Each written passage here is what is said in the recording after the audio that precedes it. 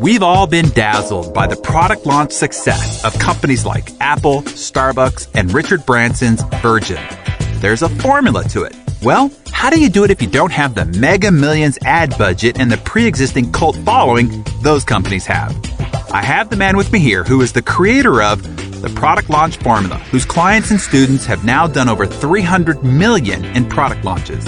He has facilitated the product launches of some familiar names to success like Tony Robbins, Dan Kennedy, and others. Today, we're going to get him to reveal the great secrets behind his formula and how you too can get people lining up around the block for the release of your new product, service, or offering. Jeff, welcome to your inaugural appearance here on Success. Great to have you here.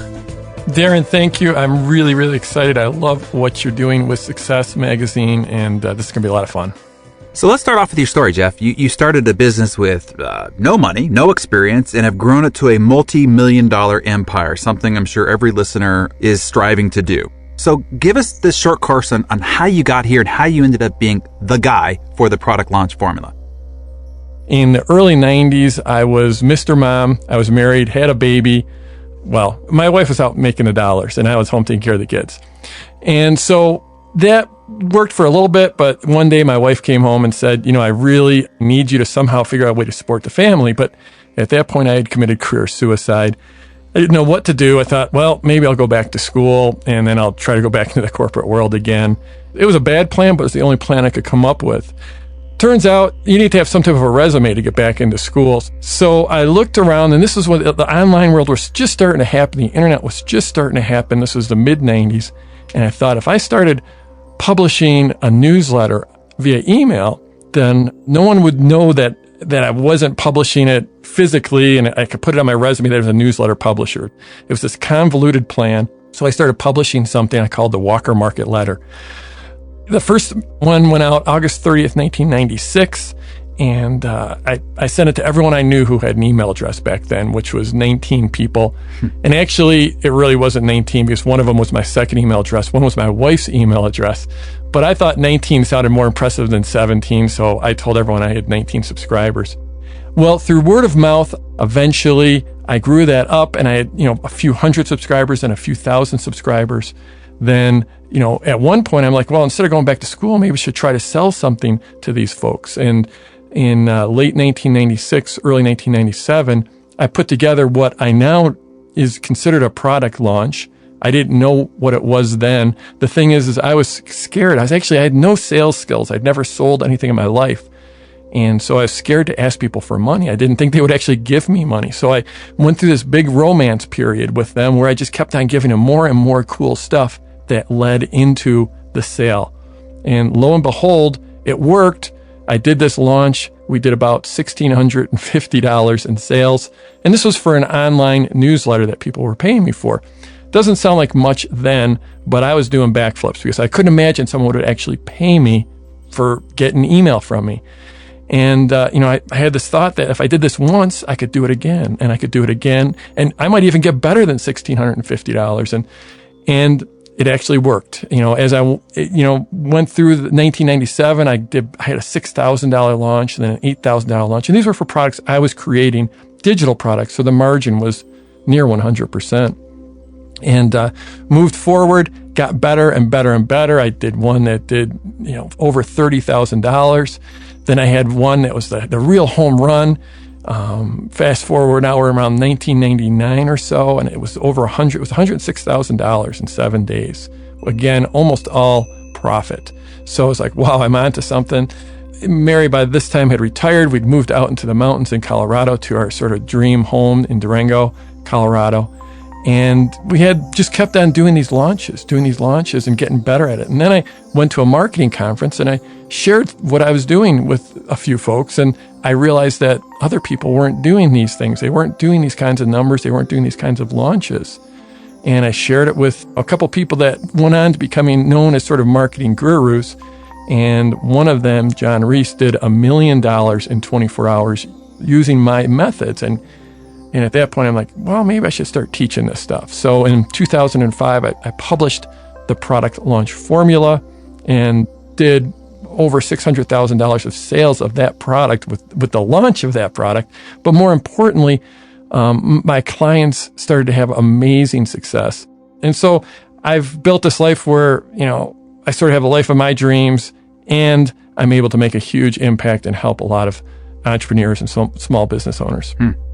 Well, we're certainly intrigued now that you've given us the history behind the product launch formula to learn what the formula is. And I want to emphasize at the very beginning here that this is a formula that you can see evident all around us. I mentioned companies like Apple and Richard Branson's Virgin and Starbucks, and a lot of your initial product launch formula was for digital products in the online world, but I see evidence of the methods that you teach, because it's more about human behavior and it's more about value creation than it is the medium. So I do want to emphasize, and I'll ask you, can it be applied to any business, online or offline, when you sort of take in the elements of human psychology and value creation?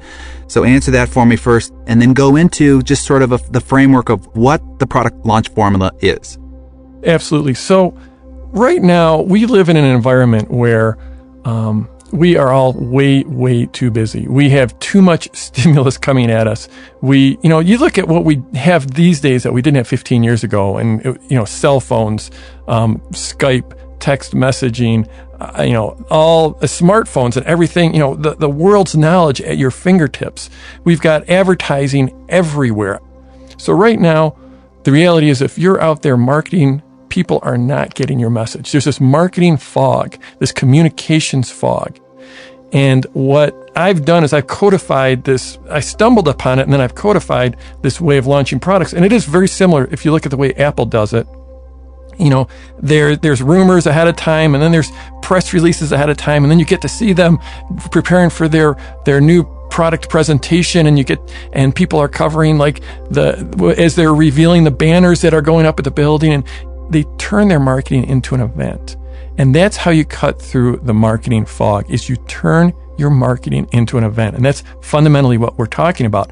Then we're building in these mental triggers that really cause people to act. We're talking like triggers like reciprocity. When you give something to someone, they will instinctively want to give something back to you. So if you give them great content, great information ahead of the launch, then they will want to give you their attention and possibly even their dollars. Another trigger is like authority. If you can develop authority in your market, then people will inherently listen to you. You can develop trust. You can use scarcity. You can use anticipation. That's an amazingly powerful trigger. You can use community. That's one of the most powerful triggers there is.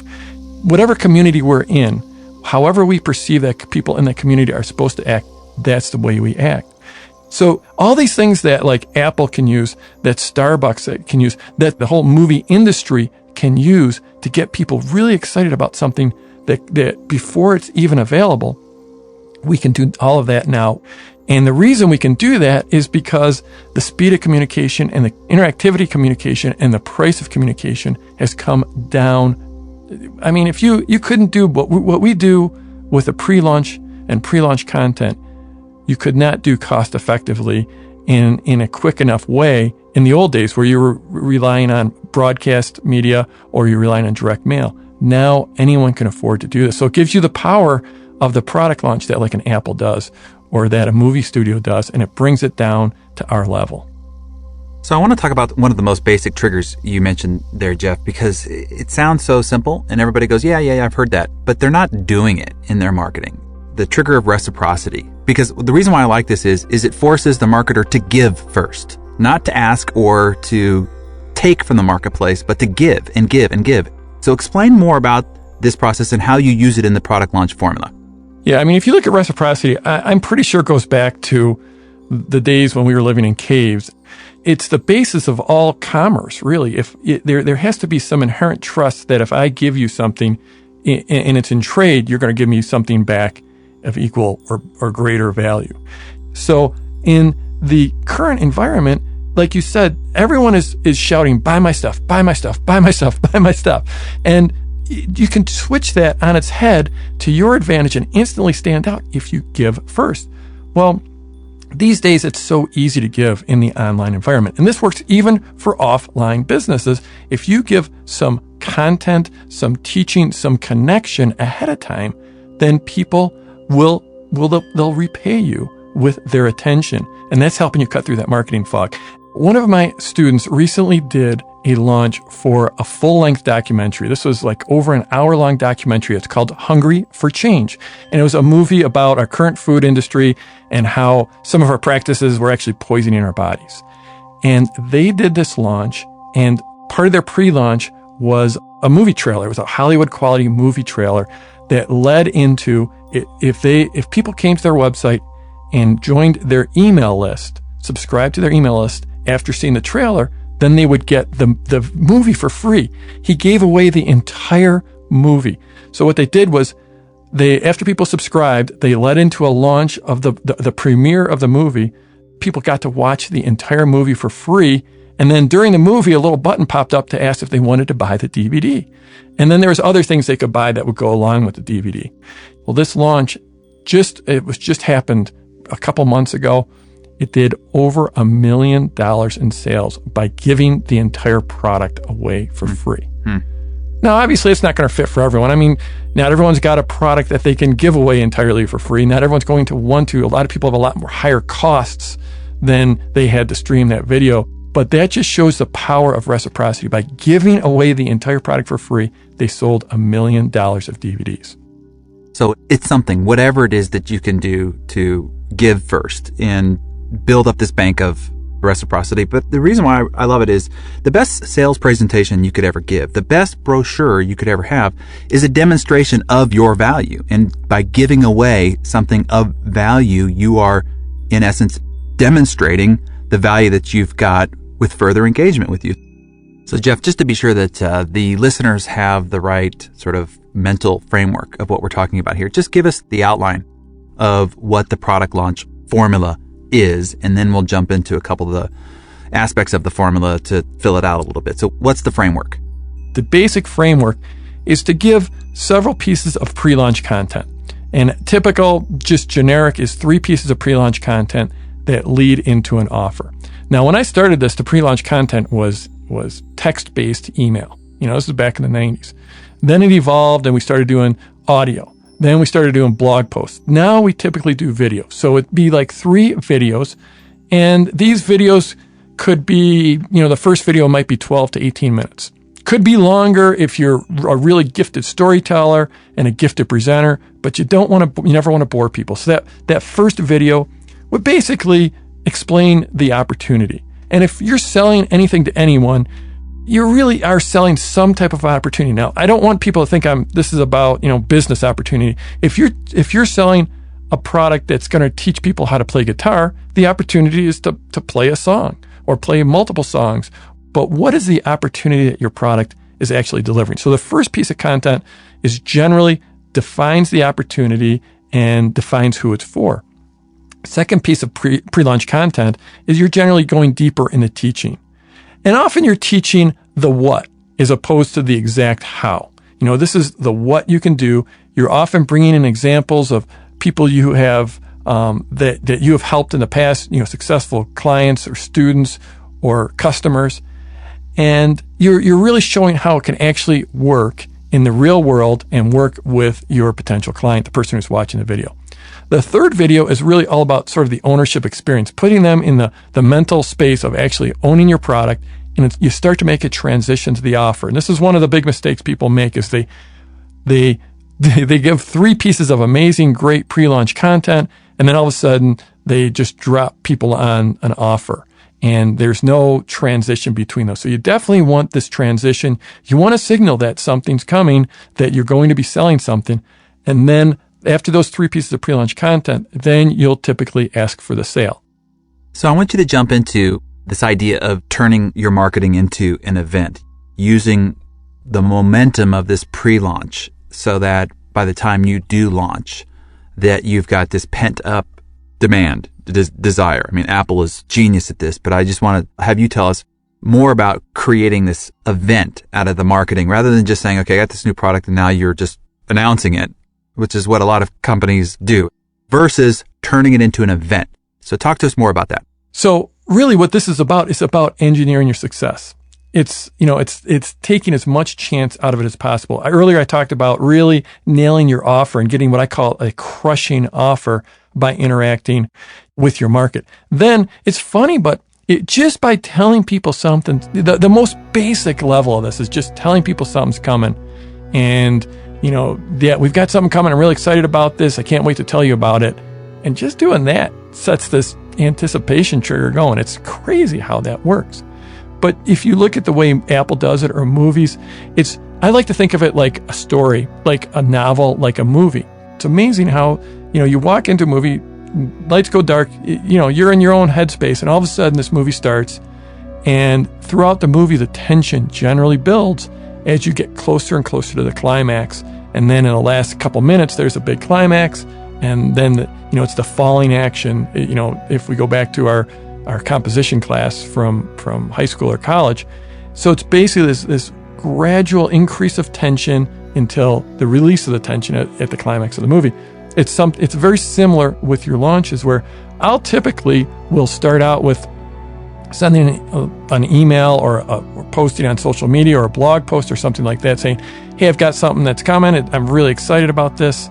And say it's growing big tomatoes. It's like, hey, people have been asking for me to teach them how to grow big tomatoes. And, I've been resisting this, but, now so many people have asked me about this that I decided to share my secrets. Before I do that, I want to make sure I'm 80% of the way done with this course on how to grow big tomatoes. But before I finish it up, I just want to make sure I cover every aspect of it. So could you just, press your reply button in your email right now and just let me know what your number one question is about growing big tomatoes. And so right there, I've hit a whole bunch of triggers. I've told them something's coming that they can't get yet. I've told them I'm really interested in their feedback. So I'm actually making them part of the product. I'm pulling them into the product creation. There's this old saying that people will support that which they help create. There's actually a little bit of reciprocity here because you're actually paying attention to them. You're saying, I want to hear from you. I'm going to give you my attention. And that sounds a little weird, but even these days, everyone's walking around just wishing someone would listen to them. So that could be the very, very first part. I actually call that the shot across the bow. That's the very beginning of the pre-launch. Now you've got people writing back to you, telling you what they want. Even if not everyone does, and believe me, not everyone will. Even if 5% of your audience writes back to you, you started to engage the market. You're starting to learn what the market wants.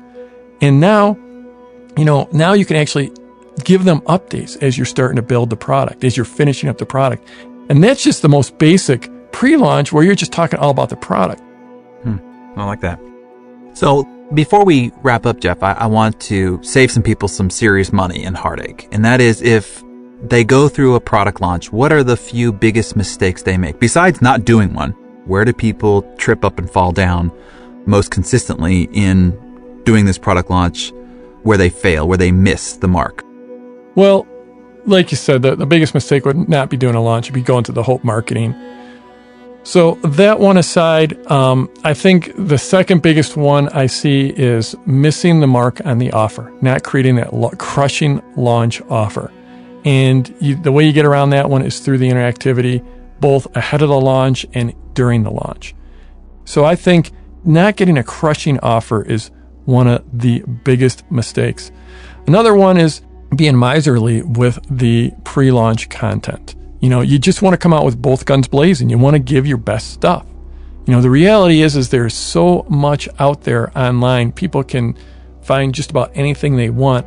They're going to buy from you because of the way you package it and the way you connect with them and the way you take away the pain of having to sift through 10,000 web pages to find a solution.